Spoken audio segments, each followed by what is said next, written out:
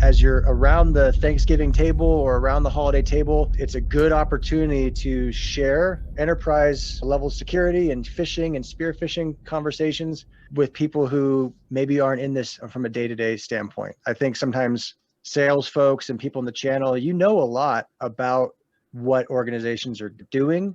You hear a lot of stories, and sharing that with the general population, I think, is a net positive that we can all kind of add on to here.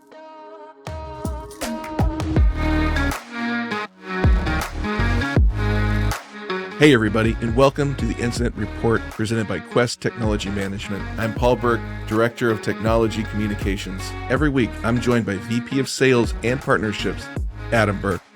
The Incident Report brings you conversations with thought leaders, business innovators, and channel mavericks to help you stay productive and agile in a changing technology landscape. Hey everybody, welcome back to the Incident Report. Now last week we said it was episode 38. Now, can we count?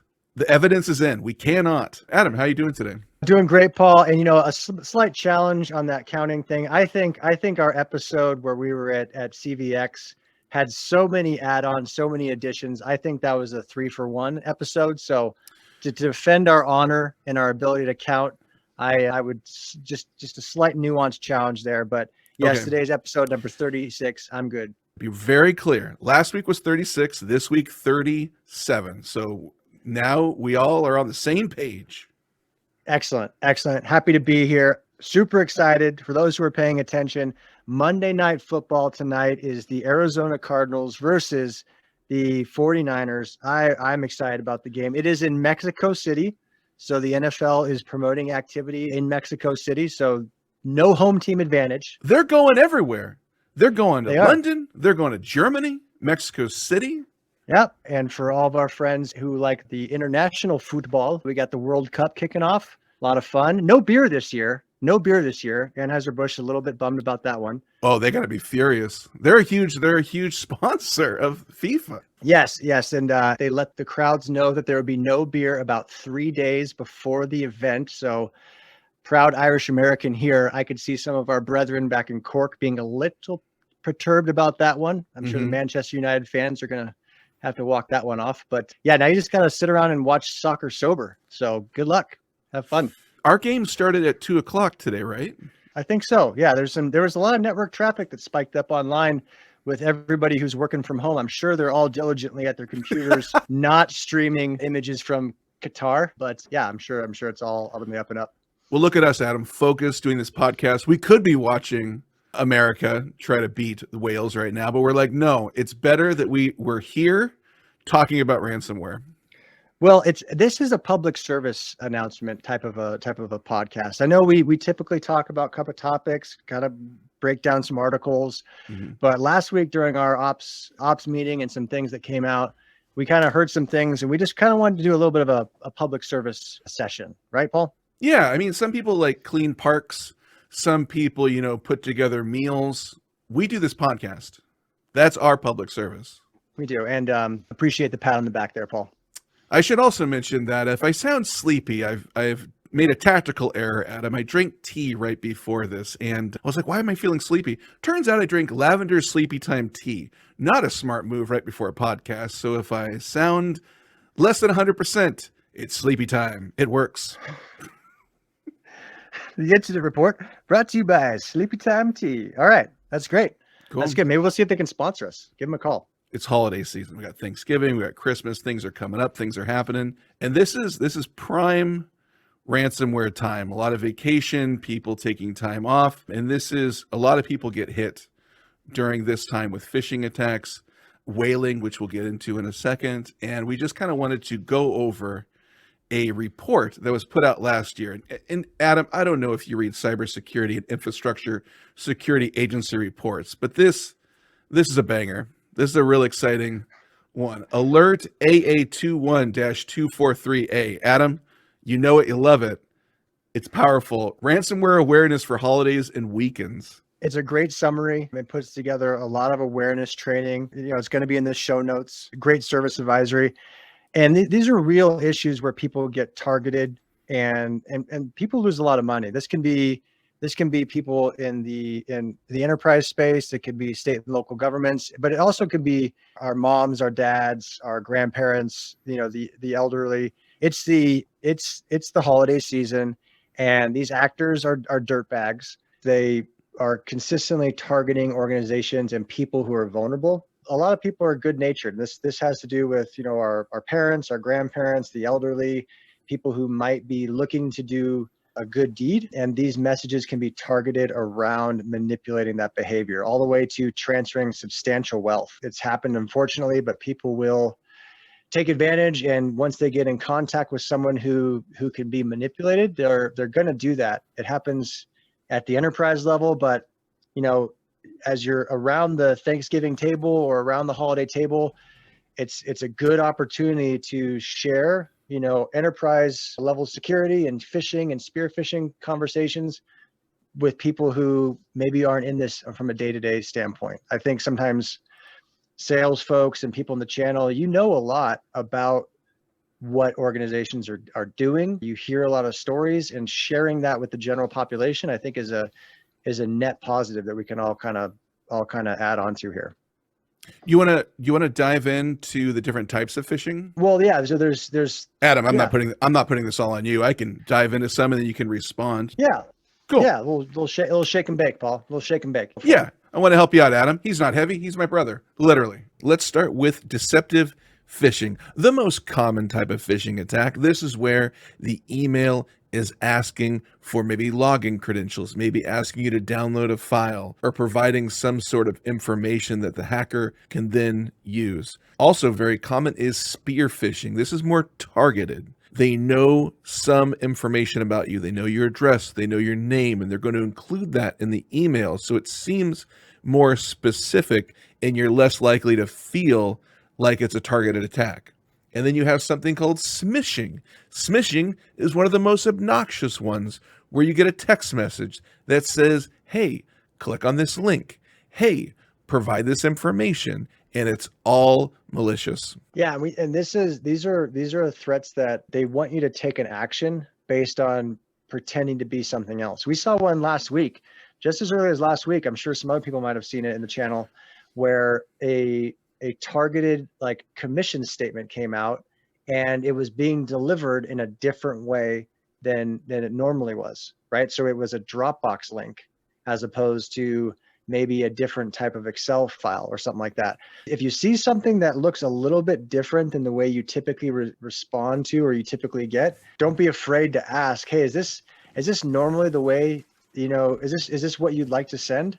When I received that email last week from a partner, and my first thing was I shared it with our in-house security team, and then I also just picked up the phone and called someone at that partner and said, hey, this looks like a new link. Are you guys delivering this report, or are you guys collecting? We pay commissions across the channel.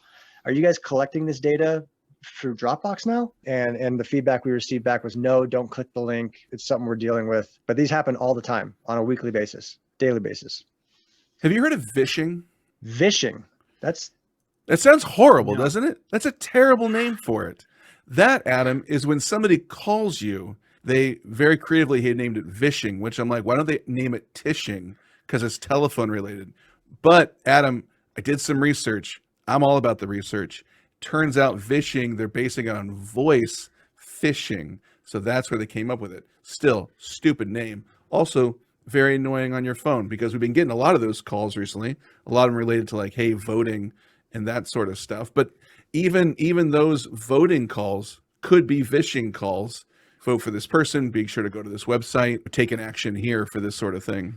And a good rule of thumb in those types of scenarios is, if someone's calling you and then asking you for personally identifiable information, that's a red flag. If they're calling you and asking for your address, if they're calling you and asking for your email or where you conduct your banking, or asking for anything that's personal, or your birthday, those are all oftentimes scams. Sometimes, it might be some poor person who's stuck and dialing for dollars and trying to sell you solar. I feel bad for those folks who call me, but they might be asking for your address. But I kind of tell those people to pound sand too, because you don't know what they're asking for and why they're asking for that personal information. So if they're asking for personal information and they called you, big problem. Cybersecurity and Infrastructure Security Agency also suggests doing threat hunting. Adam, help us out. What is threat hunting? Why is it important? And finally, Adam, how does it help minimize potential ransomware issues? Full sentences are appreciated, but not necessary. Yeah, so threat hunting is a couple different areas you can start with. I like the way the article breaks it out as far as understanding the IT's, your IT environment's like routine activity to establish a baseline. It's hard to figure out if something's like an anomaly if you don't have baseline activity. It's hard to figure out something suspicious from a traffic pattern standpoint if you don't like set the baseline. And then once you have that baseline established for your corporate network, then you got to have a way to quickly review any type of suspicious or anomaly based behavior. And then the layered approach and defense around that. So we have like a training coming up in the next couple of weeks. The link for the webinar is in the show notes, but we're helping folks with endpoint protection and anomaly-based zero-day malware type of threat prevention at the endpoint. But that's one point of the detection and response. You got to have the network traffic and you got to be constantly reviewing your logs as you're going through that. It mentions when you're reviewing data logs, look for numerous failed file modifications, increased CPU and disk activity, inability to access certain files, and unusual network communications. Yeah, and those types of things it's kind of common sense, right? And we've all done this before. I've done this. You lock yourself out of your Netflix account because you screw up the password too many times, and Netflix basically says, hey, or whatever it is, your bank or whoever subscriber you're to is like, hey, sorry, but you've had too many failed attempts to log into this, right? It's if a bad actor knows your username, but then doesn't know the password to get further involved, setting that additional gate within your environment of saying, hey, you got a lot of failed login attempts on this environment within your network. We're gonna stop that username from being able to access further because they've kind of flagged themselves as a potential risk. A thing they mentioned on threat hunting here, and Adam, you're smart, so you can help me out. What is a honey token? What is a honey token? It says honey tokens. Use honey tokens to alert usage and detect lateral movement. And I don't know what that is. I can venture a guess from a honey token standpoint. It's kind of probably along the line of a honeypot thought, where you basically, people are looking for usable data and information. If you basically make fake accounts and fake like fraudulent versions of those key tokens they're looking for, it's kind of like a trap. What's a good analogy of it? So Indiana Jones and the Temple of Doom, or which one's the one where he pulls the statue off the rock and puts the sandbag there? That's the first one. Is that Temple of Doom? We're talking original, Adam. That's the opening sequence. That's how it all begins. Okay, so that's kind of a honey token. He's trying to like steal something of value without the temple killing him. Yeah. Right. So Indiana Jones is a hacker. He's trying to hack that basic system there, and he grabs a honey token, which is the idol, and a giant rock comes to kill him. That's basically the idea, I think, of a honey token is, hey, let's set up some booby traps here for a bad actor breaking into the temple and trying to steal stuff we need. Interesting. Okay. Yeah, between Harry Potter, Star Wars, and Indiana Jones, maybe a little Lord of the Rings, I'm pretty sure you can analogize anything in the IT world. Adam, I don't know if you can see it, but our producer, Darcy, is gesturing wildly to the chat where she says a honey token is data that looks attractive to cyber criminals, but in reality is useless to them. Haha, trickery. Generally speaking, a honey asset is a fake IT resource created and positioned in a system or network to get cyber criminals to attack it. In this way, honey tokens are similar to honeypots. So, Adam, you are correct. Well, so here's the thing, Adam, I don't want to put you on blast, but let's have a real conversation here. If you were correct, what Indiana Jones went for then would have not been an actual idol, it would have been a fake idol, correct? That is true. So okay. I appreciate Darcy putting that in there. The honey token is a fake Rian, so we can still make it play with the Indiana Jones analogy. Flash forward to number 3, the Nazi who picks up the Holy Grail and drinks out of the golden chalice and disintegrates. That would be a honey token, right? That's a false piece of data that maybe isn't necessarily valuable, and that dude, like all Nazis, melts, and it's great. Great point. And then Quest comes in and says, you've chosen poorly.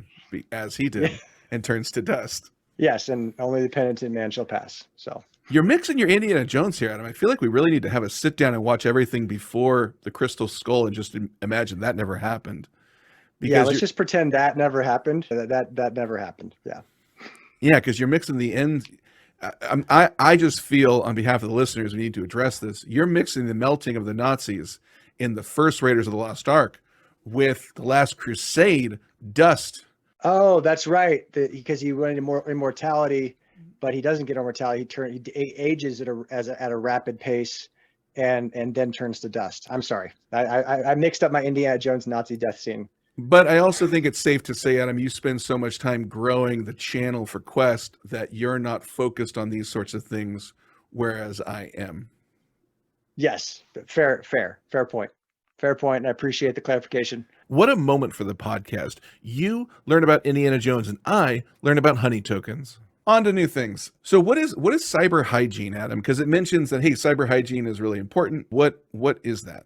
Well, cyber hygiene is basically we talk about this all the time. It's that day-to-day maintenance of services. So you're consistently running vulnerability scans as you're patching and you're updating your systems. You're always aware that those advances and those patches come with their own threats, or not taking those patches comes with their own vulnerabilities. So it's constantly trying to manage, okay, where are my threats coming from? How can I reduce my exposure? And how can I maintain my people's access to our environment, manage their identity, all sorts of things like that. So cyber hygiene services is basically the day-to-day blocking and tackling, maintaining of the systems, and understanding where you are from a vulnerability standpoint.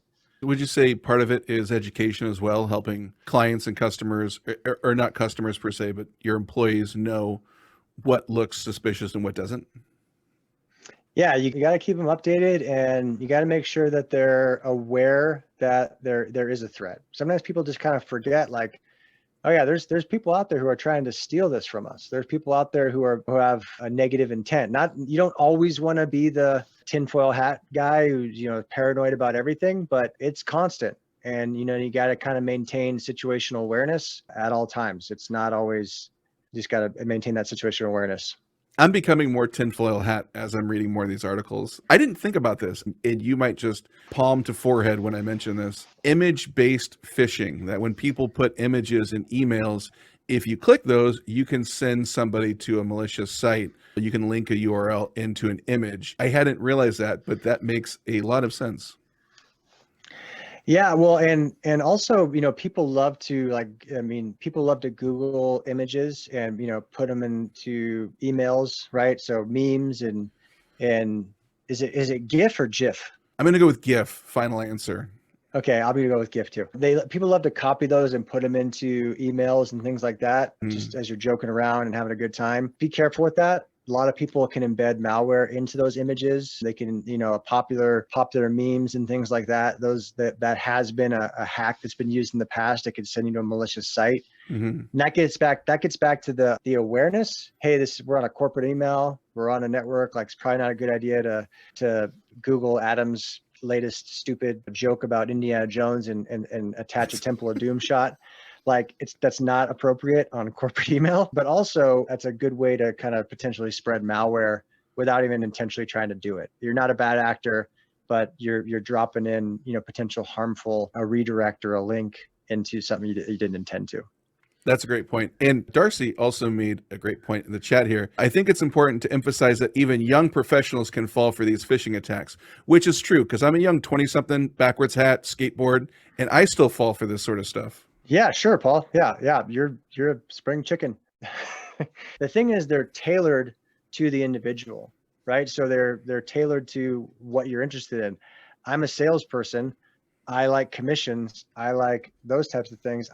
People tried to spearfish me with commissions links, or check out the most recent direct deposit from XYZ vendor, all sorts of things. They try to target it based on your interest. Here's something else to be aware of. We willingly share with the internet all the time our interests. You like things online. You Google things online. You say, hey, that's cool. I like that. You're telling everybody on the internet what your preferences are.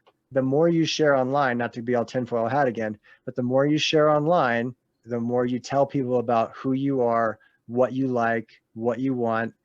Now, that's the positive side of that. You get really, really cool ads about, maybe lightsabers, and hey, this is really cool. I can buy this for my kids for Christmas. It's a lightsaber. They're related to Star Wars because I've Googled Star Wars 27,000 times. But at the same time, you're also telling people, hey, you share this picture, or you share this recent like shot of food from your living room. If you didn't remove the geolocation on that image, you just told everybody on the internet where you live. So, like, just be careful with that kind of stuff. Just be careful with that kind of stuff, because you're telling people. I mean, you take a picture of your kids and put it online at their school or at their dance recital. You just told everybody online, if you have a public account, where your kids go to school and where your kids go to dance.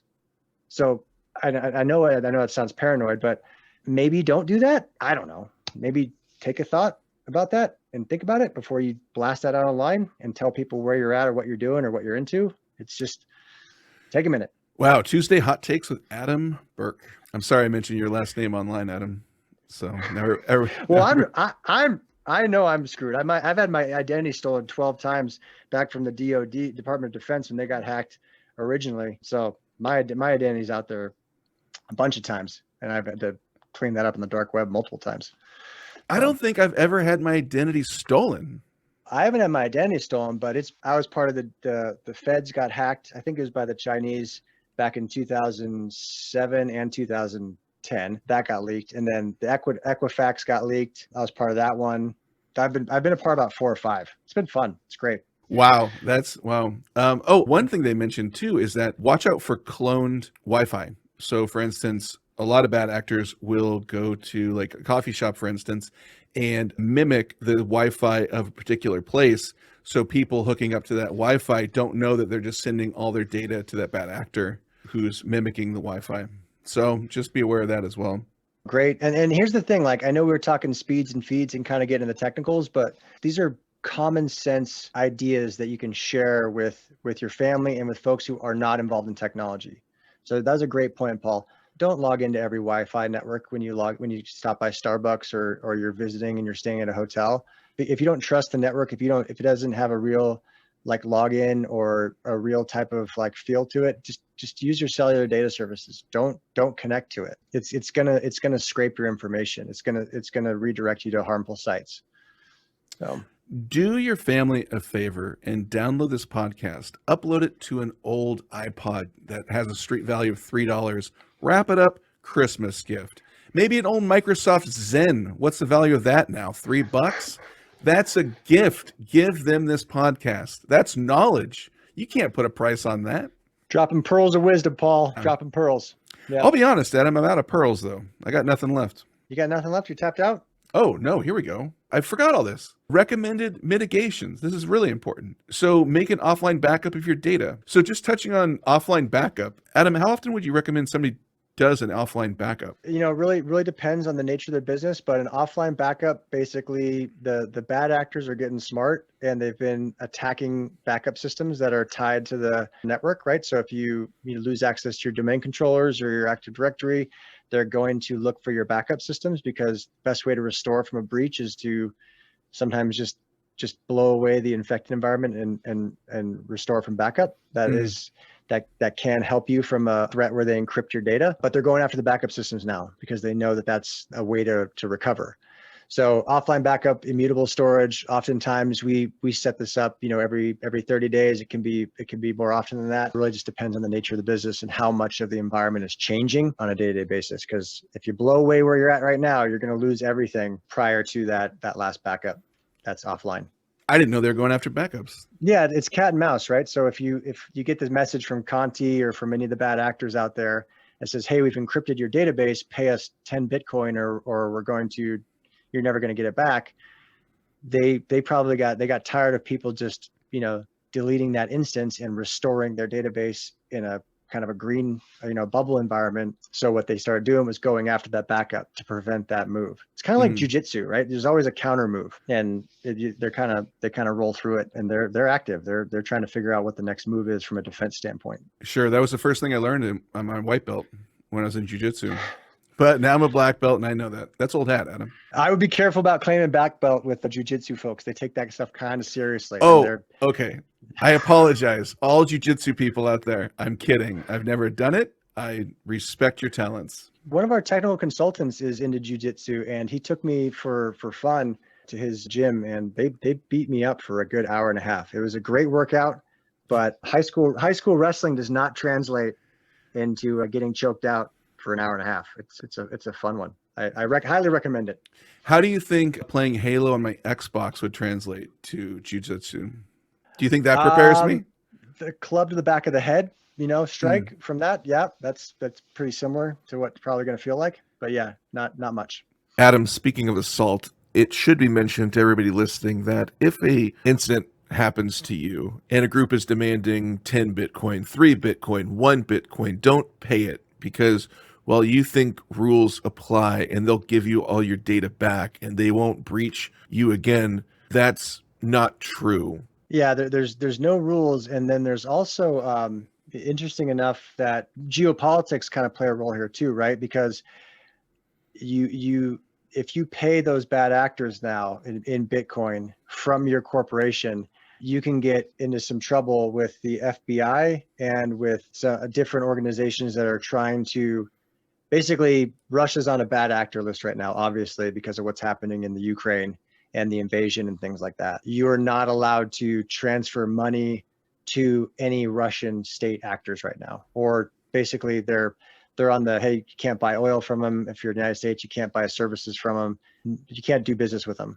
So if your company pays a ransom without getting that approved by the feds, you can be liable for basically helping to fund what the United States is classifying as a significant enemy that we can't do business with. So wow. So that's changed. So when if you get hacked, if you get into trouble, not only do you have to evaluate, okay, how do I recover?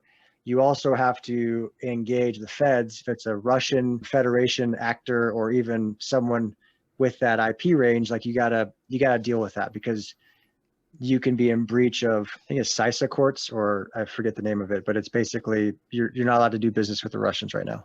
That's incredible. I had no idea. Yeah. So and we help people go through that. We work with the FBI and the different cybersecurity teams and regional support groups and things like that. And it's a process, so you can get it done, but you just got to make sure you want to make sure you don't set yourself up for more pain down the road. And Adam, before we wrap up this episode, any announcements, anything's happening at Quest that you want to share? Yeah, we will. We'll put it in the show notes, but on December 6th at 2 p.m. Eastern time, we are going to be on a webinar with the BlackBerry and Cylance team, going through, prevention against, advanced cyber attacks and how you can prevent a lot of these things hitting and then proliferating on your network from an endpoint perspective. So we're going to be talking through incident response, artificial intelligence, and features of AI-based defense and detection. Also, reactive endpoint detection, as well as different ways to deal with malware and incident response. So December 6th, 2 p.m. Eastern time. We're going to put the webinar in the chat. So if anyone would like to hop on with us and the Cylance BlackBerry team, we've gone through hundreds of IRs, and we have a great partner who's going to be sharing a little bit of their stories as well. That sounds great. And yep, like Adam said, link is in the description. Everybody listening is probably thinking, no more. It's been so much knowledge. We don't have space for more valuable information. But Adam, we're going to bring 2 more bits of information. What is worth watching, listening to, maybe a podcast, maybe a TV show, maybe a movie? I love a couple of things. The Market Call is a great podcast. I love the guys from Fast Money. And if you're interested in like what's happening in the tech space from like the financial perspective, On the Tape and Market Call are with Guy Adami and Danny Moses. That's my favorite listen to. It's a great show.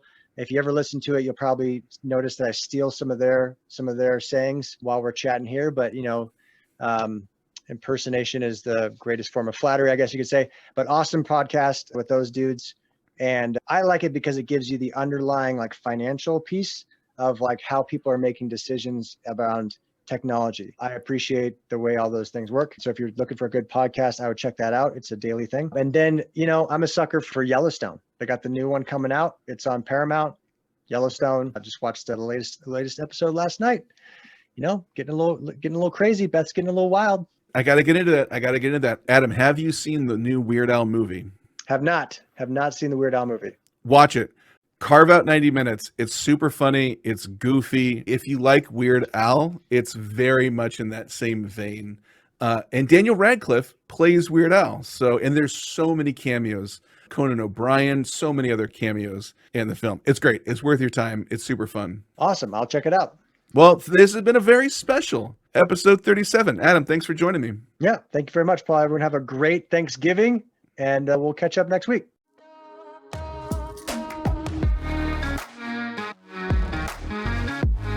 Thanks so much for listening.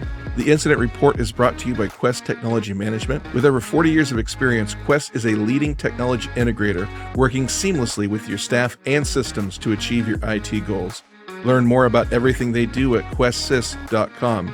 And if you have questions or suggestions for the podcast, you can always email Adam and myself at theincidentreport@QuestSys.com. We hope you have a great week, and we'll see you next time.